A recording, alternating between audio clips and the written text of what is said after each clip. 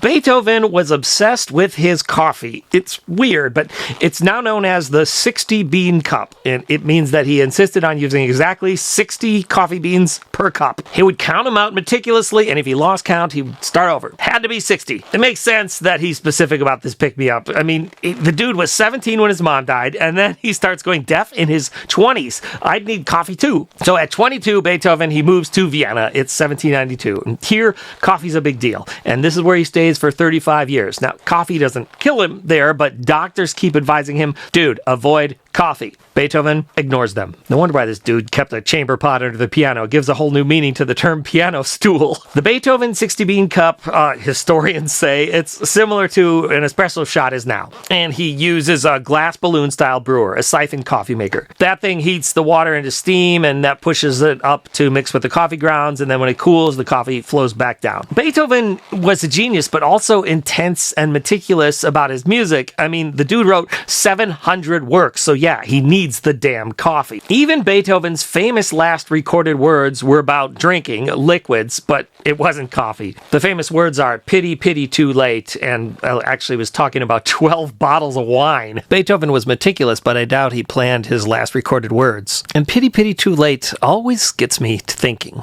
Beethoven struggled, and in the context of all that, I think we all read a lot more into those final words than just wine. When Beethoven died, he knew he was dying and he wouldn't be able to finish the 12 bottles of wine that were just gifted to him. He was 56 years old, and it was around this time period in my life when I first thought, life is the monster that melts. Why would a kid think that? It's morbid. The first chapter of Don Miguel Ruiz's super impactful and fascinating book, The Four Agreements, is called Domestication and the Dream of the Planet. And the writer writes, the adults around us hooked our attention and put information in our minds via repetition. That is the way we learned everything we know. Check this out. Our brain seeks music because it mimics speech patterns, and the patterns engage the reward system where dopamine is released. So listen to Beethoven's Fifth Symphony with me. A phrase is introduced and repeats in the very first movement. Repetition, repetition, repetition, only with a meaning that science has yet to uncover. Beethoven started losing his hearing at 28 and was totally deaf for the last 11 years of his life. And this is what separates us from music. The patterns in music repeat, but the patterns of the body disintegrate. And this is the monster that melts.